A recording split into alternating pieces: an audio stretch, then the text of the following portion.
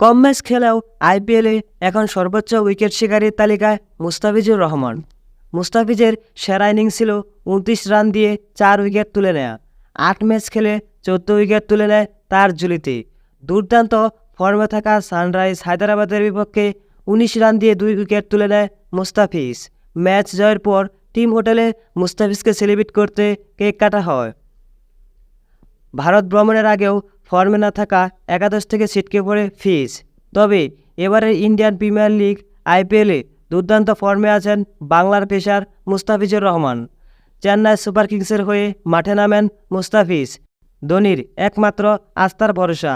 ধোনির আস্থার ভরসা দিতে ফিজ প্রতিটি ম্যাচে ভালো পারফরম্যান্স করছেন।